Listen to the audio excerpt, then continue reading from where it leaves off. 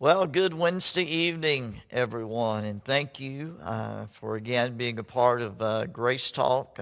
Sorry we're just a few minutes late getting going tonight. We were working on another episode that you're going to enjoy, but I'm glad you're here tonight, and this is going to be a great evening. Now, again, I want to say to our Grace Chapel family, this coming Saturday, from 11 until 3, will be our blood drive. There's still a lot of spots available where you can make you an appointment to come give blood, be a blessing to people. There's also going to be able to be walk-ins and or walk-ups, whatever you want to call that. It just may be a little slower because of the process of the COVID-19 that we're going through right now. So again, I encourage you, and I'll be sending another link out so you can follow that link to make you an appointment. So thanks for being a part of it. Again, glad you're here tonight. I'm excited about this evening's session. A little payback tonight that I get to do. But our guest tonight is our famous, infamous, whatever you want to call him, you pastor, Paul McGinnis. So everybody make Paul welcome tonight. We're glad that he's here, and he's kind of again in the different seat tonight because he again is the one that has put all of this together, making this happen, and has worked real hard behind the scenes. And so I'm glad to have him in front of the camera tonight and being able to talk to him a little bit about his life. So Paul, I love you, buddy. Love you, man. And so let's just tell us a little bit about yourself, about your growing up, and eventually how you came to know Jesus. Yeah, so growing up, both my parents were always together until my dad passed. And then I have 4 siblings. I am the second to youngest, so have 2 older brothers, older sister who's stuck in the middle, and then a younger brother. That's right. So grew up here all of my life, and now growing up, my dad was I don't want to say that he was raised a little rough, but I don't want to say that he was abusive or mean or anything like that to us. He just, what he meant is what he said, and when he said it, he meant it. And I guess him growing up in the lifestyle that he is, we never really was involved in church until my younger brother and myself. We went to Bible school at Glenwood Baptist Church.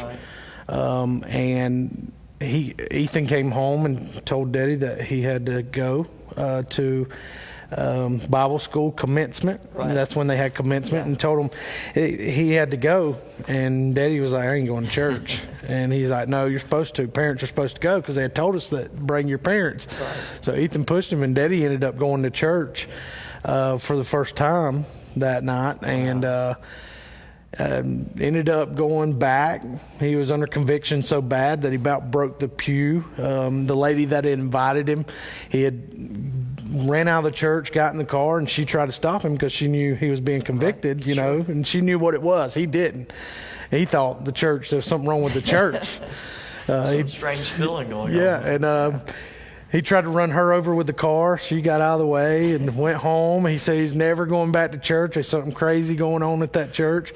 Next Sunday morning, he got up, was getting ready, and my mom asked him where he's going. He said he's going to church. So I say all that because he's the one that made the first step, and his entire family followed behind him. My mom got saved not long after that. We used to do this song, and I know I'm getting a little off topic, but we used to do this song at Glenwood Baptist Church, and it was how'd it go? Glory, glory, hallelujah. Somebody touched me. Yes. That's what it was. Oh, yeah. And you went through the days. So you'd say Sunday, and if it was on that. if it was on Sunday, you'd stand up. And if it was on Monday, and I remember that song, and the reason I do is because my mom always stood up on a Thursday, because that was the day she got saved, and she was the only one that in that church that got saved on a Thursday. So, but yeah, they started going to church, bringing us into the church, and my brothers got saved. And then I remember when I was I don't even know what age. I think I was 9 or 10, and I was in church, and it was a service, and I was being drawn by the Holy Spirit and being convicted so bad. I kept, the pastor was speaking, I'd stand up, I'd sit down, stand up, sit down, sweating. And after service, my dad told me, took me straight to the pastor's office, his study, and said he needs to get saved.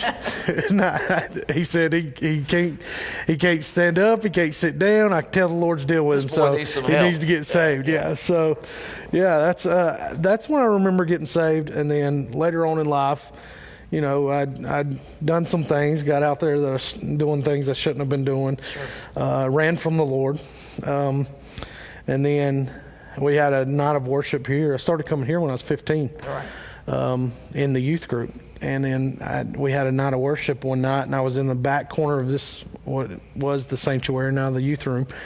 And I just felt the Lord just overwhelming, his presence. And I committed everything to him that day, and then said, you know, I want to give you my life. And that's, I've been on fire since then. I can say you did that. You know, again, maybe a little off of what we were talking about, but I think what you just said is a great lesson to every man that's listening to us tonight.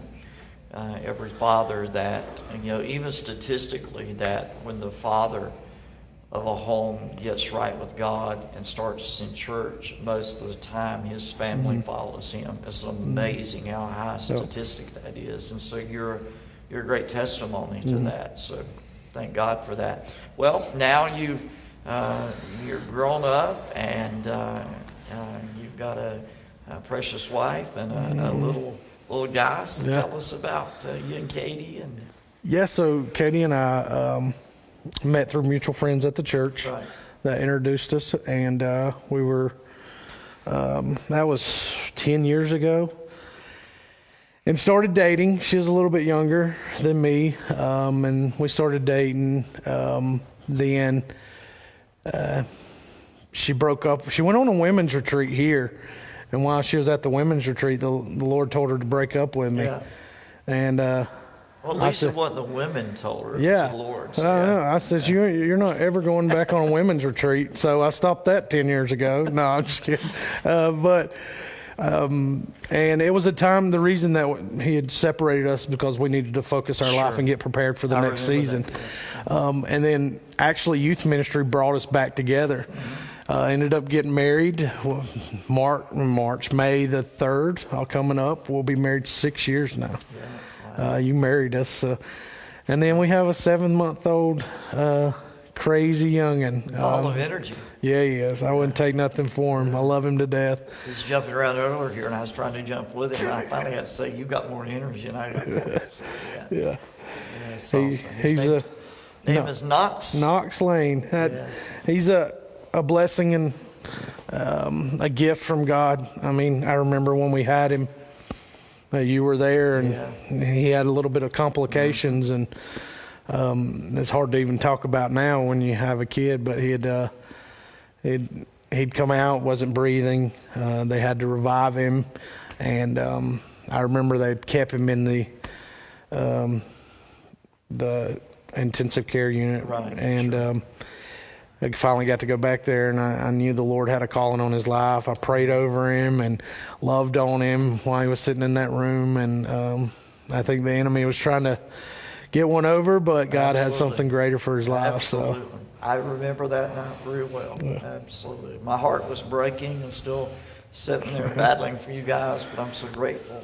But you know, he was prophesied over multiple times. You know, and that he was going to reach not just his generation, but generations after him. And not only that, but that he would be a world traveler. So we set his room up as a traveling theme. So, Absolutely. Well, you know, I preached some messages here a while back about, you know, a high-value target. And when things are prophesied and the enemy sees that, he's going to try to take it out. But God, I'm glad God's greater. Amen. Absolutely. So, you know, you started out doing ministry here, doing media work. I think maybe working some in youth at the time, but started doing media, and you were an answer to prayer for me because I knew how to hook some things together, do a few things, but I remember praying, God, give me somebody, and so, man, you're an answer to prayer, you know. Right? So, but I've saw, you and I have joked about it a little bit, you know. I missed it, you know, in those early days when you first started here, your family. I didn't see at that moment the call of God that has become so evident on your life. But I'm glad God saw. God saw what it mattered anyway. But to see how ministry has developed in your life has been it's just an amazing thing to sit back and watch. Can you just talk a little bit about how you begin to feel that call into ministry? Yeah, I like I said, when I was in that back corner, when we were having the intercessory prayers and Caleb Edwards was leading them, it was a great time, and I chose to come, and I wanted to come, which was not a natural thing for me. You know, Colonel Dan said you're going to be there, right? And ended up continuing to come. We did them for a while there. I can't remember if it was weekly or daily, but we did them for a while. And I think it's both times, And back in the corner, when I felt that overwhelming feeling of his presence and the calling on my life, I just knew it was something that I had to do. You know, I'd went through basic law enforcement training and worked reserves for the sheriff's department for a while. And we went to One Thing Conference in Kansas City. And while we were there, I felt the Lord call me and say, I'm calling you into ministry. And I went downstairs immediately and told everybody because I felt like I needed to tell people so they would hold me accountable, but also I had to get it out. Sure. And come back. Shut up in your bones. Yeah, absolutely. And I came back home and went and talked to the captain at the time and told him, you know, I don't know if you have a relationship with God or anything like that, but I feel a calling on my life, and I feel like if I take this road, I will miss what God has for me. Which I'm grateful for that opportunity because it's allowed me to do the job that I do now full time. But even I just knew when that calling, I had to keep following and keep going. So, and you know, mega churches were really becoming real popular then. Right. And there was a pastor for everything. You know, you had the lead pastor, senior pastor, executive pastor, associate pastor, teaching pastor, you had the financial pastor, you had the creative arts pastor, and the janitor pastor. I don't know, you know, there was just something, and I thought, well, I'll be the media pastor. You know, I felt like that's what God was answer prayer, man. Calling me to do, and to this day, I really enjoy that. I love it. But what I love more than anything is being the student pastor. Yes. You know, and we say student pastor now because we've branched out with our college age students, young adults, whatever you want to call it. So kind of being over the middle school, high school, and college age, it's my passion, and I love it. I love being with them. But yeah, that's kind of what. Well, like I said, the call has been so evident in your commitment, not only to do what you did in basic law enforcement, because you weren't getting ready to go through basic law enforcement. You had been through that, and you're already having a position at the sheriff's department. But to see that and to know that you've been willing to lay that down to follow the call of God on your life, then I think that says volumes, and I think that's part of the reason, because it's almost like you put the pedal. I think you referenced that you've been on fire ever since, but you put the pedal down and you've been going ever since. But I also know in that there's been some struggles. So talk to me a little bit about that. I guess if there was a time that you could remember that maybe you wanted to say, no, I'm going to go back to law enforcement, or almost like the disciples said, we're going fishing. You know, has there been those times? Yeah, absolutely. You know, I love working with the youth. I love working in the church. You know, not a pat on me, but I'm here all the time working. And I think it's important to give God our best. And a lot of times that what I struggle with is not feeling like I'm adequate and prepared and have exactly what I need to have in order to be a minister, or even preach, or even those are things that I deal with. And dealing with students also probably one of the hardest things. And in this day, I'm grateful for my students, but there has been times where parents haven't agreed or things like that, which is okay. And I've had to learn, which has been a great lesson from you, to err on the side of grace. Sure. You would much rather err on the side of grace, because at the end of the day, I try to be nice and love people the way that Jesus loved people. But I still have a little bit of damn McGinnis in me, so I get mad sometimes. And over the several years, I've really learned to err on the side of grace, and really just talk to parents. Sure. Because 90% of the times, if I just have a conversation with them, there was either a misunderstanding, there was something that was said that shouldn't have been said, and it's figured out, and we can go back to what we need to be doing. So I think that would probably be the tough times, that I've struggled with, and also being bivocational. Sure. My passion's here, and I love my job. I love what I do at my job, and I'm grateful. I've been able to do things that I thought I would never be able to do. I have a great team that I work there with, a great job, great bosses. And I couldn't complain about the position.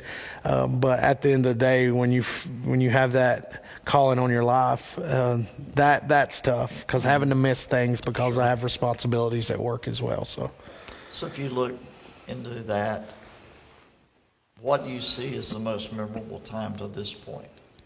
Because I believe you got great memories down the road yet, but to this point, what is your most favorite memory? My favorite memory? In ministry, that is. Yeah. In ministry, probably honestly, the first time that I got to do baptisms. Wow.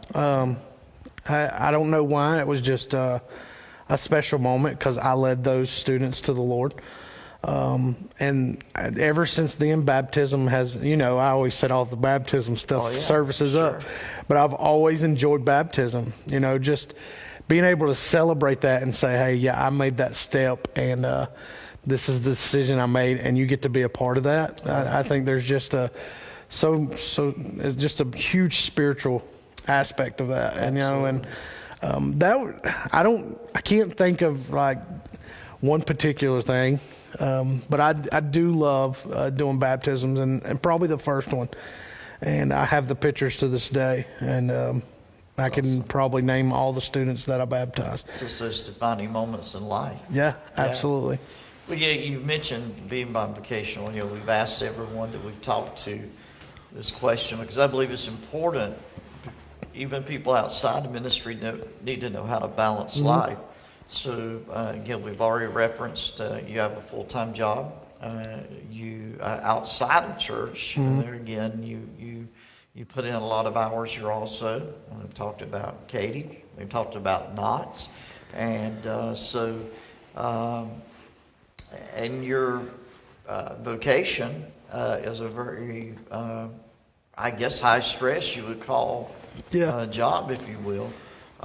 So how do you balance all of that out, keep and focus on the Lord and receive from Him? It's tough, honestly, to be transparent. It is tough, because my job is very demanding. I'm in security and operations manager at the place that I work, and have almost 80 employees. So I still have to respond to them, because at the end of the day, that job pays the bills. Sure. And I have to make sure that they're getting the best of me, but also I have to focus on my calling as well. A lot of times Katie and I, we did ministry together. We do ministry together, and that's where we're always together doing something in ministry. With Knox being 7 months old, I've had to teach myself. It's only been 7 months, and I've not been the greatest of having to slow down because we are a on-the-go family. But most of the time when I spend my quiet time with God is at night.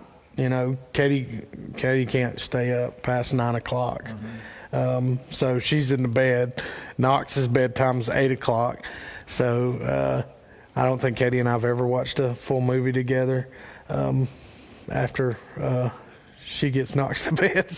But she goes to bed early. And I'm a night owl. Sure. I'm not a morning person. I stay up 11:30, 12 o'clock, 1 o'clock lately. And that's when I spend my time, trying to balance everything.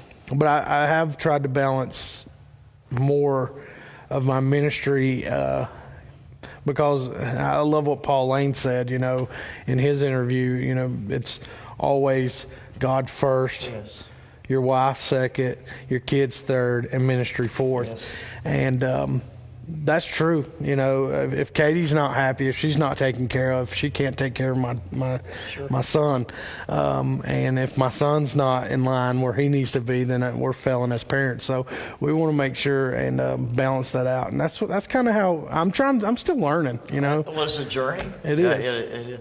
The thing about it is what people don't realize as a minister, sometimes that thing you have to juggle, because when there is stress, because unfortunately ministers' family still has stress, there's difficulties, and when that stress, you're having to deal with that stress on a level with the family, then you can't give 100% to those you're ministering to. Yeah. It's hard to do. It is. Well, talk to me about mentors. Well, I don't want to sound cliche or brownie points, but I was 15 when I came here.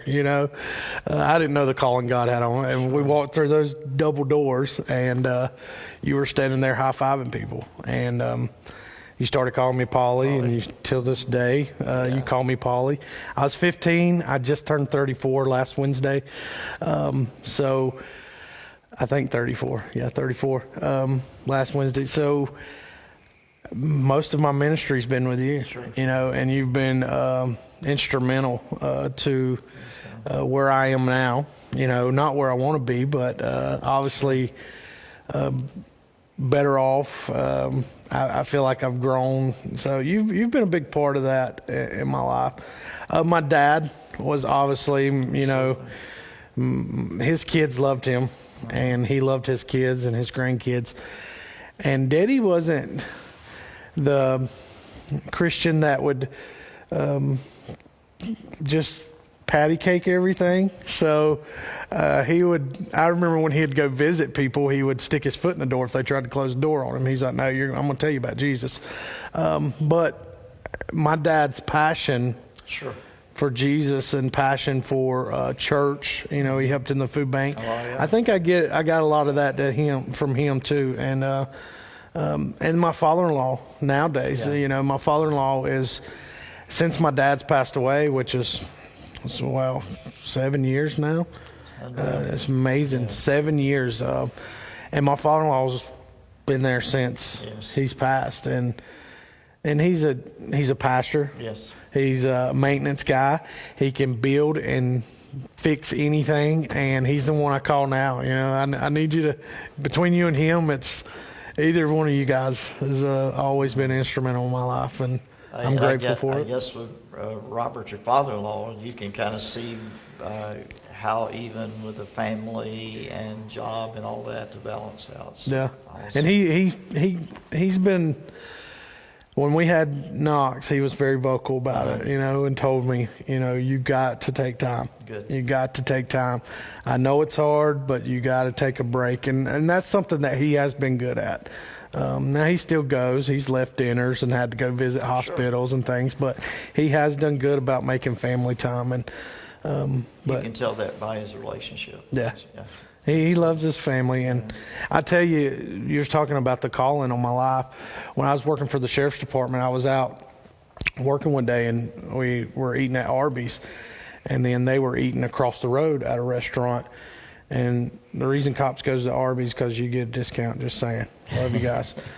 So that's why you see them all there. You know, you get a little bit of discount. Thanks, Arby's. So we were over there, and they were at the restaurant across the road, and he told Katie, he said, he's running. And she looked over. She said, no, he's not. He's standing out there. And he's like, no, he's running from the calling that's on his life. And she never told me that, him or her, until I came and said, look, I'm not going to pursue the law enforcement thing. I feel like God's called me in the ministry. So he's been very instrumental in my life as well. So, well, let's we got to do some popcorn questions here, but yeah, go ahead. Is favorite Bible character? Favorite Bible character? I don't know. I'm a David guy. Yeah. I like David. Yeah, I just love all the stories of David, and you know, from him battling Goliath all the way down to just everything about him. I don't know. I like it. Yeah. So, favorite time in Bible history?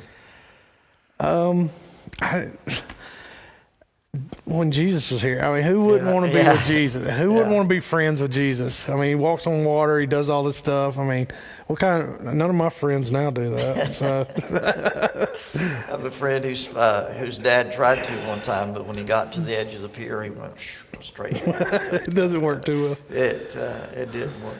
What kind of food do you like? I'm kind of a picky eater like you, so I love you, man. I hear you, feel your pain. Yeah, I hate mayonnaise, hate all that green stuff, but I love a good burger. Yeah, if you give me a good burger, I'm good. You snack man? I'm not a chocolate person. I like candy. I like hard candy and stuff, and Nerds and Airheads. I have Airheads in the stockpile in my house. So awesome. Yeah. Hey, I love it. I love fruity stuff. So I guess I'm fruity. But what's the next question? I was getting ready to ask you here. See if I get okay. Let's then talk about what you like to do. Well, it's going to sound great. I love doing what I do. Yeah. Sound media, videos. I have a passion for that. You know, I do some conferences and events throughout the year, and then also do other things for other people outside of church as far as video. I love to build stuff. I love to do construction. Just finish some shutters. Yeah, we're quarantine is called for projects. So we are building shutters. I think we're doing a swing thing next. So I don't know. Awesome. I enjoy that. Good deal. Well, we'll bring it back around again and try to somewhat bring this to a close. We have to bring you back again at some point. But, you know, you have, again, in every area of media ministry, your youth, young adult ministry, you build a great team around you, which I think speaks highly. And your team loves to follow you, and that's a great point. But when you look down the road, again, remind me again, 34. 34.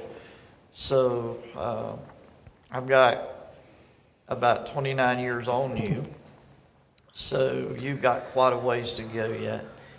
But when you kind of look into, I don't like to use the word crystal ball because I don't believe in that kind of stuff, but if you had a ministry, if there was something such as that you looked into, and you could see kind of what you would love for your future, although we know that it's all, you know, according to God's will and God's plan. Yeah. But what's Paul's dreams?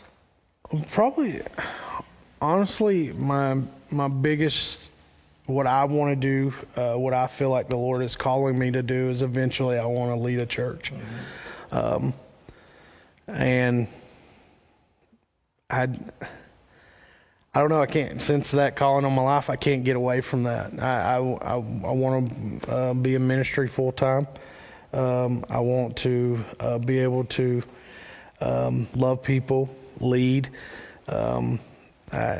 But there again, it is hard to leave what I do now. I have so much fun with the students. So, but I think in the future I will always be a ministry of some sort. Oh, I don't like that. Yeah. And Katie, Katie and I, she never wanted to be married to someone in ministry because her dad has always been in ministry. They were missionaries, and then he's a pastor.